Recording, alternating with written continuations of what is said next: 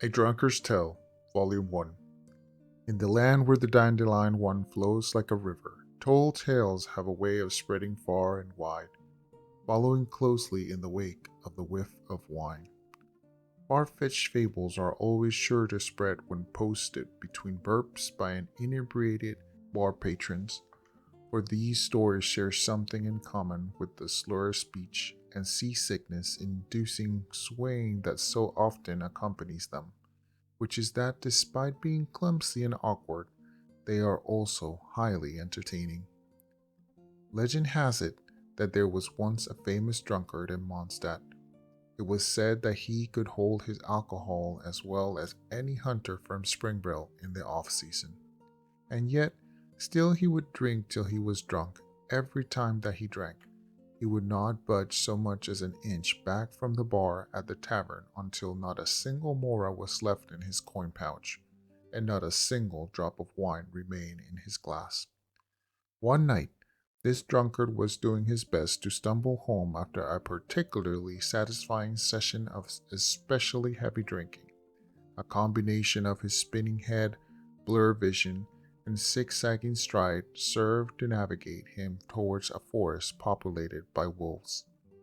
Today, of course, Wolvendom is presided over by the great Wolf King of the North, and the ominous atmosphere that emanates from inside the forest is sufficient to deter most sober-headed visitors from approaching the area. According to the elderly hunters, the Wolf King gathered the spirits of the wolves there to prevent outsiders from trespassing into territory where they are not welcome.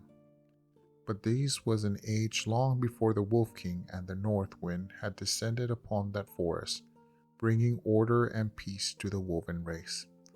At that time, the forest was a perilous place where wild wolves fought for survival.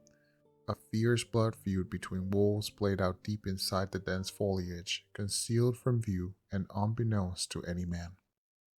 Least of all to the drunkard, who had by this point managed to transport his drunken self quite some distance inside the forest. He stumbled forward in the darkness with that dogged determination that only drunkards possess, deterred neither by the tree roots that would trip him up every few steps, nor by the stray branches that would slyly slap him in the face from time to time. Before long, a pair of green eyes began darting through the forest, their gaze fixed on him, tracking his every move. Those eyes belonged to a lone wolf, who silently pursued the drunkard from behind, all the while musing to itself, "This is the most peculiar sight I have ever seen in all my life." No one had dared set foot in the wolves' forest in hundreds of years.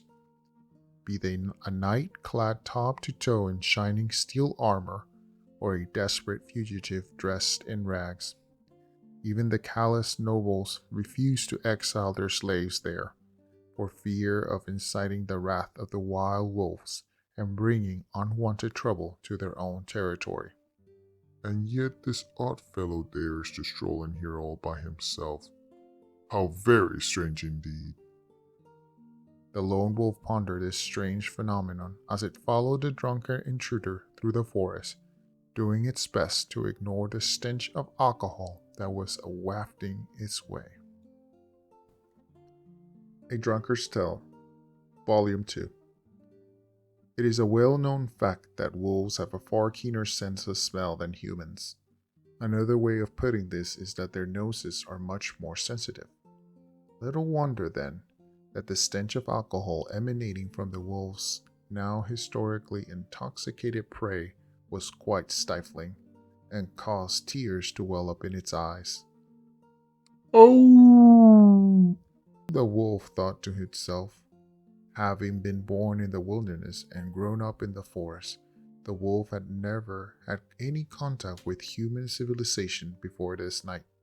And though it had once caught the faint scent of wine wafting across Cider Lake, it did not know the scent's origin, less still understand the significance of that substance to humankind. Perhaps this peculiar fellow is a relative of the skunk, for it seems that he discovered my presence quite some time ago, and now means to poison me in an effort to secure his escape. The wolf pondered this possibility as it braced itself against the onslaught of alcoholic fumes, picked up its pace, and discreetly maneuvered its way into the drunkard's shadow, the perfect vantage point for which to inspect its prey. The wolf is a creature of caution and calculation. The drunkard, meanwhile, is a different sort of creature entirely. And yet, though wine tends to dizzy the mind and dull the senses, it sometimes affords its consumers the curious capacity to detect the subtlest of changes in the direction of the wind. Perhaps this could explain how a bumbling drunkard, fumbling through the forest, was suddenly able to discover the presence of a wolf that had been stealthily following him the entire time. Or perhaps the alcoholic fumes given off by the drunkard were sufficiently potent to diminish the wolf's mental acuity, to the point that the wolf became less mindful of the terrain beneath his paws, the resulting sound of snapping twigs thus alerting the prey to the predator's presence. Who's that?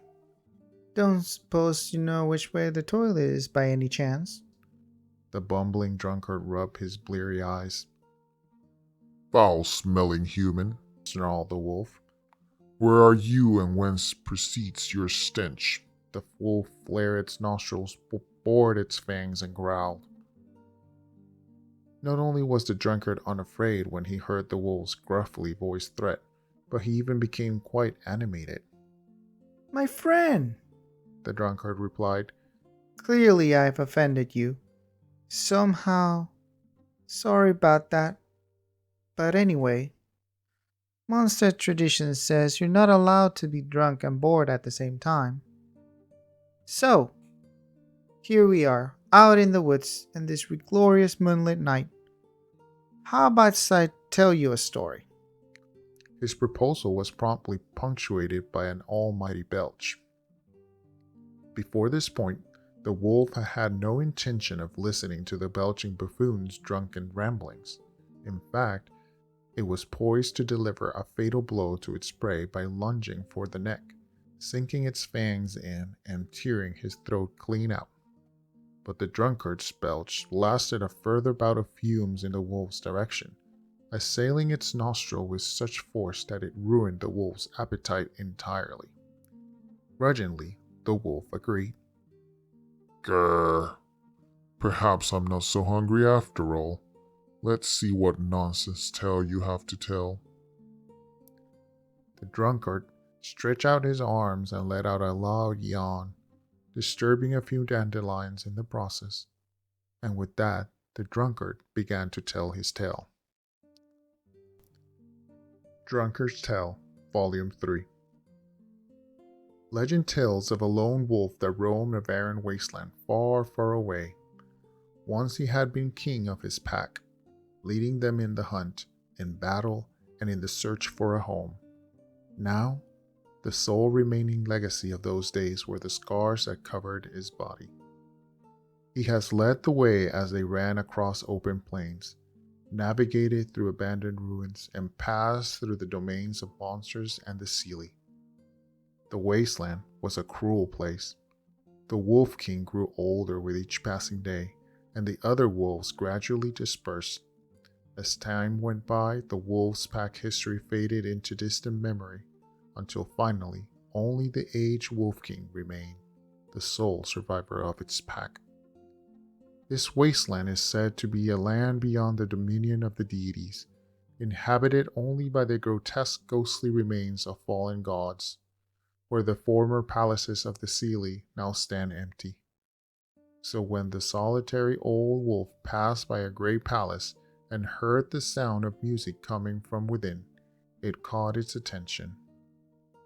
Never before have I heard a sound so pleasing to the ears, whether it be a song of bird or insect, that it stays the pangs of hunger in my starved stomach as this tune does. Intrigued, the wolf stepped inside the great hall, trod across the overgrown weeds, and passed by a broken sarcophagus on which a portrait of the deceased ruler was still clearly visible. Finally, he came to an inner room where he saw a fair maiden strumming at her instrument. Her skin was ashen white and her head was bowed down, her slender fingers gently stroking the fragile strings of the lute as she played a long-forgotten and mournful melody. The wolf sat down in front of the pale young maiden and forgot all about the pain of hunger, thirst, and loneliness for a short while, as it listened in silence to her song. The chirping of insects on a long-gone autumn night is the chorus of exiles, singing mankind's most ancient song as they live out their plight. Stripped of all that the body once held close and the soul once held dear, song and memories are all that now remain of yesteryear. The last singers, the first silly, they played their final tune in the Hall of Angels. The tiny silly playing in the forest were also drawn to the young maiden's tune, and flocked to her to pay their respects. What is this song that you play? The wolf asked, puzzled, for it understood every line, every word, every syllable she spoke, and yet hers was a language that it had never heard before, quite unlike that of any other living being. A song of the Seelie, replied the pale young maiden in a soft voice. Long, long ago we wrote this song for the human savages, yet now we sing it to mourn our own fate. The wolf began to sing along, albeit clumsily, to the maiden's tune. The wolf's voice was husky and broken, filled with a lifetime of sorrow. What are you singing? The maiden asked of the wolf. This is our song, responded the wolf. It sounds ghastly.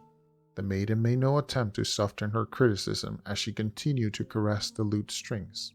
But you are welcome to sing along with me all the same. And so a shared chorus sung by a fair young maiden and a wary old wolf filled the chambers of the long-abandoned palace. It is said that to this day, adventurers who pass by this place still hear a strange yet harmonious melody sounding from within. And then, the story ends here? The wolf licked its lips somewhat ruefully and then said, I suppose I shall tell you a story now. And with that, the wolf cleared its throat and began to tell its tale. Drunkard's Tale, Volume 4. Legend has it that the first wine of Mondstadt was brewed in the age when the north wind howled. In the age when the kings of ice and frost fought for dominion, Mondstadt forebears brew rudimentary wine from wild fruits, even as they shivered in the biting cold. They did so to ease the pain of their frostbitten fingers and to give them the courage to face the harsh and unforgiving ice. For at that time, the land of Mondstadt was engulfed by ice and snow, and the dandelions had not yet reared their heads. It is said that the first person in Mondstadt to discover the craft of wine brewing was a grossly negligent guard. In a tribe beset by blizzards on all sides, it was the unenviable job of the hardy hunter-gatherers to stock the storage pits for food, and it was the guard's task to guard against intruders. The sight of a human intruder was a rare one indeed in that harsh environment, but there were other creatures who could better withstand the cold, and they would burrow underground to reach the food stocks. The rule of the tribe were that one person should inspect the storage pits at all times, filling in any mouse holes discovered, or better still, catching them red-handed in the act of pilfering, to keep the tribe's food supplies at plentiful levels. At that time, the damp, dark caves needed constant care and attention to prevent the food they held from going bad or rotten. On top of this, the mischievous little creatures that hid away out of sight would sometimes play pranks on the guards. One day, a wily wind spirit noticed that the grossly negligent guard was once again being grossly negligent. So, the spirit took the form of a fox and crept into a pile of wild apples. There, it caused yeast to grow, ripening the apples and causing them to ferment. The grossly negligent guard was ravenous when he returned, and elected to partake of one of the apples. The mellow taste of fermented fruit delighted both his body and his mind. Immediately, he took animal hide and squeezed the juice from the apples, creating wine. The grossly negligent guard, who first invented brewing in the age of ice and snow, also became Mondstadt's first drunkard. It is said he was the first person ever to fall into a drunken dream. In his first drunken dream, he drunkenly dreamt that he had become a lone wolf. Somewhere in the long-lost past, or possibly the far-flung future, he fought fang and claw with the rival wolf packs, battled with humans for food in the midst of a raging snowstorm, and met the first Seelie. The tribe-dwelling human and the pack-dwelling wolf could not bear to live in solitude. This newly brewed wine served to bring man and wolf together in their dreams. But their attitudes toward these dreams were poles apart. The human, who knew only the wind and snow, yearned for the wasteland where the lone wolf runs freely. But the lone wolf was fearful of the human's desire. He could not understand why this human was captivated by dangerous illusions and sought hope from within them. What concerned the wolf even more was that when in a drunken human dream, it could no longer distinguish whether it was a wolf or a human within a woven spirit.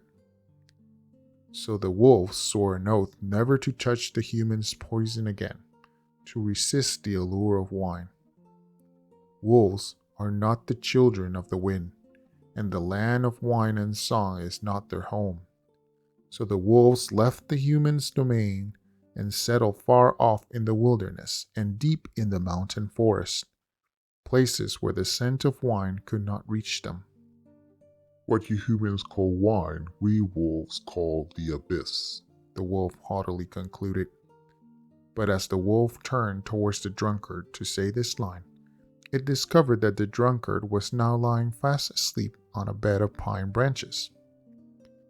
The wolf was most displeased and violently expelled a puff of air from its nostrils before leaving the still pungent pile of sleeping human to his business and going on its way.